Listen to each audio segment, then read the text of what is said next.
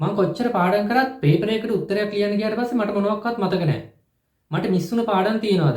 තව කොච්චර පාඩම් කරන්න තියෙනවද? MCQ පේපරේට 50න් 30ක්වත් තාම ගන්න බෑ. රචනා පේපරයකට ප්‍රශ්න 5න් ප්‍රශ්න 4කටවත් තාම උත්තරයක් ලියා ගන්න බෑ. කොච්චර පේපර් වලට උත්තර ලිව්වා මට තාම ලකුණු 50න් උඩ ලකුණු ගන්න බෑ.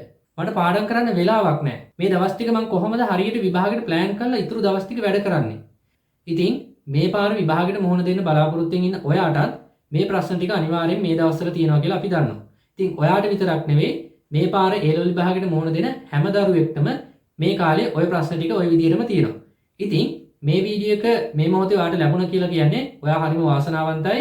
මොකද දැන් ඔයාට ওই තියෙන ප්‍රශ්න හැම එකටම ඔයාට මේ මිනිත්තු කිහිපෙන් පස්සේ පිළිතුරක් හම්බ වෙනවා. ඒ පිළිතුරෙන් ඔයාගේ දැන් තියෙන ප්‍රතිඵලය ඒ වගේම දැන් ඔයා ඉන්න තත්ත්වෙන් සම්පූර්ණයෙන්ම අත්මිදිලා ඔයාට හොඳ ප්‍රතිඵලයකට අනිවාර්යයෙන්ම යන්න පුළුවන් කියලා මම විශ්වාස කරනවා. මේ වීඩියෝ එක අවසාන වෙන තෙක් රැඳී සිටින ඔයාගේ ඔය කියන ප්‍රශ්න වලට හරියටම හරියන උත්තරයක් මේ වීඩියෝ එකෙන් ඔයාලට ලබා ගන්න පුළුවන්. හරි ඔයාලට මේ වැඩේ හරියටම කරන්න අවශ්‍ය වෙන්නේ A4 කොළ 3ක් විතරයි. එහෙම නැත්නම් description එකේ තියෙන link එකෙන් ඔයාලට මේ sheet එක download කරගෙන print out එකක් අරගෙන මේ වැඩේ කරන්න පුළුවන්. එහෙමනම් ඔයා මුලින්ම කරන්න ඕනේ දැන් ඔයා ගාව මෙන්න මේ විදිහට sheet 3ක් ඔයා ගාව තියෙනවා.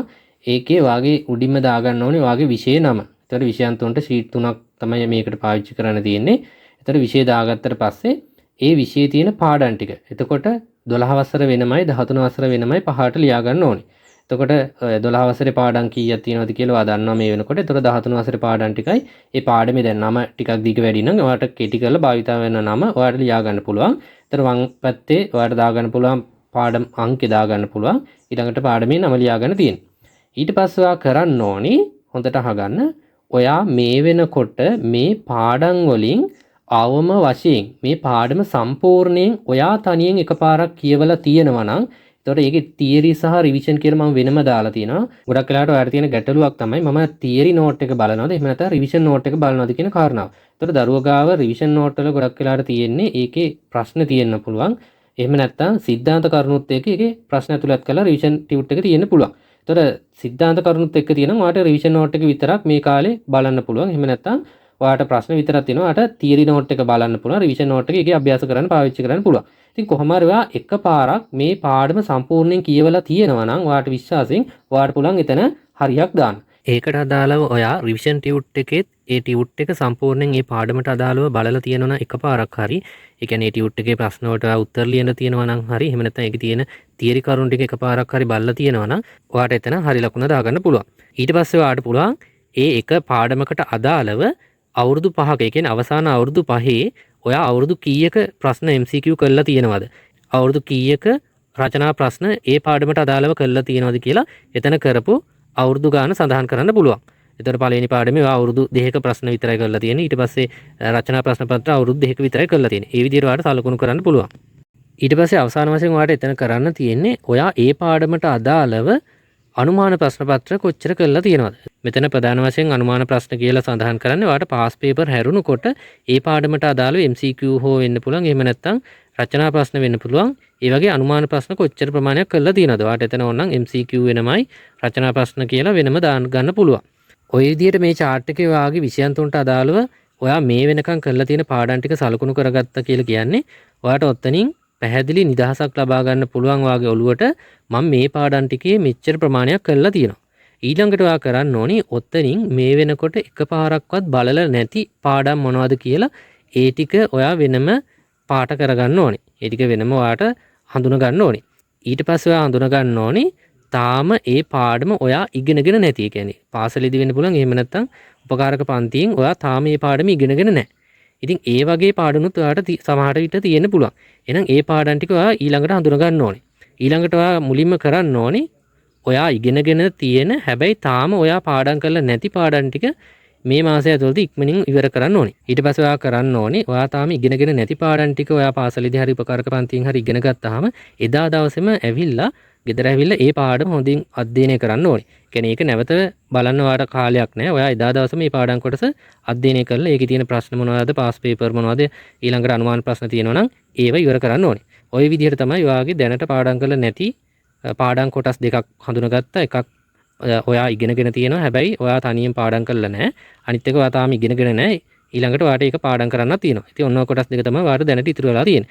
ඉතින් ඔයා මේ වෙනකොට ඔතන මේ chart එකේ සලකුණු කරලා තියෙන හරි දාලා සලකුණු කරලා තියෙන පාඩම් ටික ඔයා මේ වෙනකොට එකපාරක් බලලා තියෙන නිසා ඒ පාඩම් අපිට තියෙන්නේ පේපර් කරලා ඔයා පුළුවන් තරම් ප්‍රශ්න කරලා ඒ පාඩම් වල තියෙන අවබෝධය මතකේ ඔයාට අලුත් කරගන්න තමයි ඒ ටිකේ තියෙන්නේ. නැතුව ඒ පාඩම් නැවත ඔයා පාඩම් කරන්න යන්නේ නැහැ මේ කාලේ සීමාව ඇතුළතදී. ඉතින් මේ channel එක විශේෂයෙන්ම කොමර්ස් කරන දරුවන් වෙනුවෙන් නිර්මාණය කරලා තියෙන නිසා මම ඒ දරුවන්ට විශේෂ දෙයක් මෙතනදී සඳහන් කරන්නම්. මේ වෙනකොට ඔයාට විභාගයට සාමාන්‍යයෙන් මාසයකට ආසන්න කාලයක් තමයි ඔයා මේ වීඩියෝ එක දකිනකොට ඔයාට තියෙන්නේ.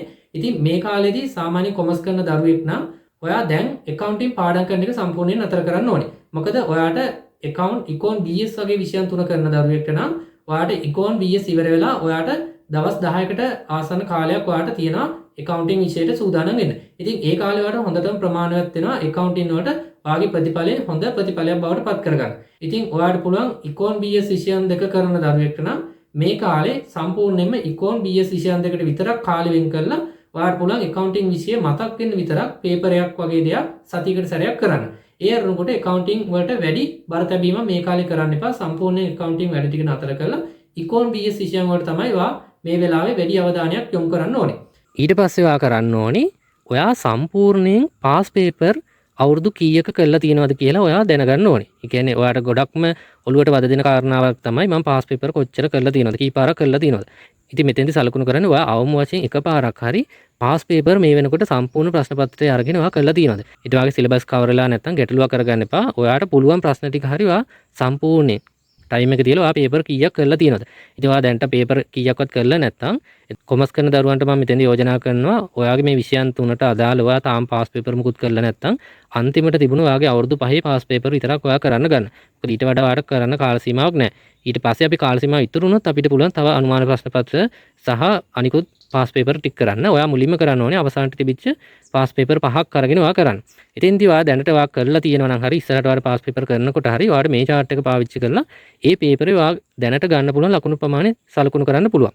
එතකොට මෙතන මම දාලා තියෙනවා MCQ වලට ඔයා කරලා තියෙන පේපර් වල ලකුණු කීයක් තියෙනවද රචනා ප්‍රශ්න පත්‍රයේට ඒ අවුරුද්ද කීයක් තියෙනවද ඊට පස්සේ දෙකේම එකතු අරගෙන ඔයාට බලන්න සම්පූර්ණයෙන් මේ පේපරේ ඔයා ඉගෙනගෙන තියෙන දැනුමින් ඔයාට කොච්චර ප්‍රමාණයක් ගන්න පුළුවන් වුණාද. ඒ කියන්නේ ඔතන අදහස තමයි ඔයා දැනට පාඩම් කරලා තියෙන ප්‍රමාණයෙන් ඔයාට ගන්න පුළුවන් ප්‍රමාණය. ඒ කියන්නේ නියමිත ආකෘති විභාග දෙපාර්තමේන්තුවෙන් නිකුත් කරපු පේපරේට ලියලා තමයි ඔයාට ඔය ගාන ඇවිල්ලා තියෙන්නේ. ඊට පස්සේ ඔයා කරන්න ඕනේ මේ වෙනකොට ඔයා ලියලා තියෙන පාස් පේපර් වල මේ විදිහට ලකුණු කරගත්තට පස්සේ ඒ පේපර් ගානේ සම්පූර්ණයෙන් ලකුණු ටික එකතු කරන්න. දැන් පේපර් 5ක් ලියලා තියෙනවා නම් ඔයාට පේපර් 5 ලකුණු ටික එකතු කරලා 5න් බෙදලා ගන්න. එතකොට එනවා ඔයාට සාමාන්‍ය අගය. ඒ කියන්නේ ඔයාට දැනට පාස් පේපර් වලින් ඇවිල්ලා තියෙන ඔය සාමාන්‍ය අගය තමයි ඇත්තටම ඔයාගේ මේ වෙනකොට ලකුණු මට්ටම. ඒතර ඕක පොඩි ලකුණු කීපයක් එහාම වෙන්න පුළුවන්. මොකද ඔයා පේපරේ හරියටම කාල සීමාව අරගෙන ඒ පේපරේ ලියන විදිහට ලියලා තියෙනවා නම් ඔයාට ඔය ලකුණු සීමාව හරියටම දැන් තියෙන ඔයාගේ ලකුණු මට්ටම තමයි උතනින් ඔයාට පෙන්වුම් කරන්නේ. ඉතින් මෙතෙන්දී ඔයාට කොමර්ස් කරන දරුවන්ට විශේෂයෙන් අපි දෙයක් දෙන්න තීරණය කරා. කොමර්ස් කරන දරුවන්ට econ BS වල පහුගිය අවුරුදු 5 විශ්ලේෂණයක් ඔයාලට ලබා දෙනවා. එතකොට එතෙන්දී ඔයාලට econ වලද BS වලද ඉස්සෙල්ලා අවශ්‍ය වෙන්නේ කියලා ඔයාලට කමෙන්ට් කරන්න පුළුවන්. එතකොට වැඩි ප්‍රමාණයක් ඉන්න දරුවන්ට අපි ඉස්සෙල්ලා ඒක දෙනවා. ඊළඟට ඊළඟ විෂයට අදාළව අපි විශ්ලේෂණයක් දෙනවා. අපි ගිණුම් කරන විට ඔයාලට econ BS ලියලා ඒ කාලෙ කිට් වෙනකොට ඔයාලට විශ්ලේෂණයක් දෙන්න. ඊටු දවස් ටිකේදී ඔයාලට ගිණුම් කරන විෂයට සූදානම් වෙන්න පුළුවන්. ඊළඟට ඔයා කරන්න ඕනේ ඔයා මේ වෙනකන් අනුමාන ප්‍රශ්න පත්‍ර කීයක් ලියලා තියෙනවද? එතකොට මෙතන පැහැදිලිව අඳුන ගන්න ඕනේ අනුමාන ප්‍රශ්න පත්‍ර කියලා මෙතන අදහස් කරන්නේ ඔයා සම්පූර්ණයෙන් MCQ 50ක් තියෙන සහ රචනා ප්‍රශ්න පත්‍රයේ ආකෘතියට ඔයා ලියලා තියෙන ප්‍රශ්න පත්‍ර. කියන්නේ නියමිත ආකෘතියට අදාළ ප්‍රශ්න ඔයාගේ එක විෂයකට අදාළ දැන් BS වල නම් ප්‍රශ්න 8ක් තියෙනවා. ඊට පස්සේ econ වල නම් ප්‍රශ්න 10ක් තියෙනවා. ඒ විදිහට නියමිත ආකෘතියට අදාළව ප්‍රශ්න පත්‍ර කීයකට ඔයා ලියලා තියෙනවද? ඒතකොට ඒ වෑදිත් අර පාස් පේපර් වල කළා වගේ MCQ වල ලකුණු කීයක් තිබ්බද සෙකන්ඩ් පේපරේ ලකුණු කීයක් තිබ්බද කියලා ලියලා ඒකේ දෙකේ එකතු අරගෙන ඔයා දෙකෙන් බෙදලා එතන සාමාන්‍ය අගය දාන්න ඕනේ 100න් කීයද කියලා. ඒ විදිහට ඔයා මේ වෙනකන් කරලා තියෙන අනුමාන ප්‍රශ්න පත්‍ර කීයක් කරලාද තියෙන්නේ කියලා සටහන් කරලා ඒකේ සාමාන්‍ය අගය ගන්න ඕනේ. ඉතින් මෙතෙන්දී දැන් අපි පළවෙනි කොටස කරා නම් ඒකට අදාළ දෙවෙනි කොටස තමයි ඔයා මෙතන දාන්න ඕනේ. එහෙම නැතුව MCQ පේපර් විතරක් කරලා ඒකට අදාළ සෙකන්ඩ් පේපරයක් නැත්නම් ඒක සටහන් කරන්න යන්න එපා. සම්පූර්ණයෙන් ෆුල් පේපර් එකක් තමයි මෙතන අදහස් කරන්නේ පළවෙනි ප්‍රශ්න පත්‍රය සහ දෙවෙනි ප්‍රශ්න පත්‍රය.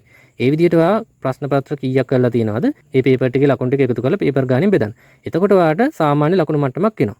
එතකොට බලන්න ඔයාට එතන ආපු ලකුණු මට්ටමයි ඊළඟට පාස් පේපර් වල ඔයාට දැන් තියෙන ලකුණු මට්ටමයි ආසන්න අගයක් තමයි එන්නේ. ඒ කියන්නේ ඔයාගේ දැනට තියෙන ඇත්තටම ඔයාගේ ලකුණු මට්ටම තමයි උතනින් ඔයාට පෙන්වුම් කරන්නේ. ඉතින් ওই විදිහට ඔයාට අනුමාන ප්‍රශ්න පත්‍රات ඉස්සරහට කරන ඒවා ඔය විදිහට සලකුණු කරගන්න පුළුවන් ඔය chart එකේ. ඊට පස්සේ මේ විදිහට ඔයාලට පාස් පේපර් උයි අනුමාන ප්‍රශ්න පත්‍ර ටිකක් කරාට පස්සේ නැවතත් ඔයාලට උතන ඇනලයිස් එකක් කරලා බලන්න පුළුවන්.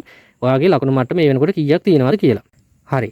දැන් ඔයාට ওই විදිහට ඔය ඇවිල්ලා තියෙන ලකුණු මට්ටම් ටික වැඩි කරගන්න ඔයාට තියෙන කාල සීමාව ඉතාමත් අඩු කාල සීමාවක් තියෙනවා. ඉතින් ඒකෙදි ඔයා කලබල වෙලා නැවත ආයි මුලින්ම පාඩම් කරන්න අවශ්‍ය නැහැ. ඔයාගේ ඇත්තටම විශ්ලේෂණය තමයි දැන් ඔතන ඉදිරිපත් කරලා තියෙන්නේ. එහෙනම් ඔයා මුලින්ම කරන්න ඕනේ අපි කලින් සඳහන් කරපු විදිහට ඔයා දැනට පාඩම් කළ නැති පාඩම් ටික එකපාරක් හොඳින් බලන්න ඕනේ. මොකද පේපරේ හැදෙනකොට ඔයාට MCQ පේපරේදී ඔය හැම පාඩමක්ම අදාළ වෙනවා හැම විෂයකම. ඊළඟට ඔයා කරන්න ඕනේ ඔයා ඉස්සරහට ඉගෙන ගන්න තියෙන පාඩම් ටික එදා දවසේ ඉගෙන ගත්තාම එදාම ඇවිල්ලා ගෙදර ඒ පාඩම හොඳට අධ්‍යයනය කරලා ඒ පාඩමේ තියෙන මොනවා හරි ගැටලු තියෙනවා නම් ඒවා නිරාකරණය කරගන්න ඕනේ. ඊට පස්සේ ඒකේ දන්නේ නැති එකක් තියෙනවා නම් පහුවෙනිදාට ඔයාගේ අදාළ ගුරුවරයා හම්බෙලා ඒකේ ගැටලුව නිරාකරණය කරගන්න ඕනේ. ඊට පස්සේ මේ පාඩමට අදාළ පාස් පේපර් අනුමාන ප්‍රශ්න මොනවා හරි තියෙනවා නම් ඒවත් ඔයා කරන්න ඕනේ. ඒතර මේ පාඩම් ටික එදාම ඉවර වෙන්න ඕනේ. ඊළඟට මුලින් කිව්වා වගේ ඔයාගේ පාඩම් කරලා නැති පාඩම් ටිකත් ඉවර කරගන්න ඕනේ. ඊට පස්සේ ඔයා කරන්න ඕනේ නියමිත වේලාව තියලා පාස් පේපර් සහ අනුමාන ප්‍රශ්න පත්‍ර පුළුවන් තරම් මේ කාල සීමාව ඇතුළතදී කරන්න ඕනේ. පාස් පේපර් අනුමාන ප්‍රශ්න පත්‍ර කරාට පස්සේ ඔයාට වර්ධින ප්‍රශ්න තියෙනවා. ඒ කියන්නේ දැන් ප්‍රශ්න 8න් 5ක් ලියන්න තියෙනවා නම් ඔයා තෝරගන්න ඕනේ 5යිනේ. ඒතර මේ 5 කාල වේලාව අනුව තෝරගෙන ඔයා ඉස්සෙල්ලා ලියන්න ඕනේ. ඊට පස්සේ බලන්න ඕනේ මේ පේපරේ මේ ප්‍රශ්න 5ට ඔයාට කොච්චර ලියන්න පුළුවන් වුණාද?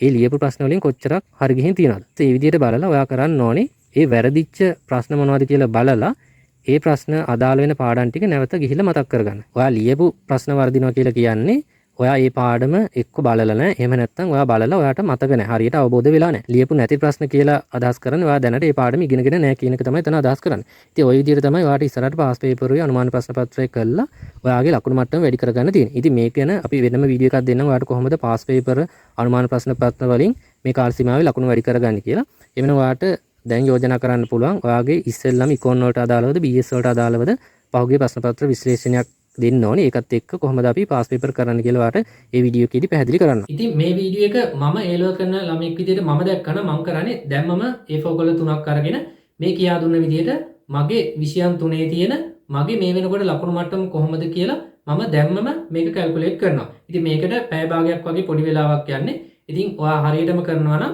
ඔයාට දැම්ම මේකට කොළ 3ක් අරගෙන මේ ඇනලයිස් එක ඔයාට කරලා බලන්න පුළුවන්. ඉතින් මේ ඇනලයිස් එක තමයි ඔයාගේ විභාගයේ ඊළඟට තියෙන දවස් ටික ඔයාට හරියටම සැලසුම් කරලා ඉස්සරහට කරගෙන යන්න අවශ්‍ය වෙන ඉන්ධනය ඔයාට ලබා දෙන්නේ. ඉතින් ඒ වගේ ඔයාට මේ ඉතිරි දවස් ටික හරියට කළමනාකරණය කරගෙන තේරෙන්නේ නැත්නම් පහළ ඩිස්ක්‍රිප්ෂන් එකේ තියෙන නම්බරයට අපිට WhatsApp මැසේජ් එකක් දාන්න.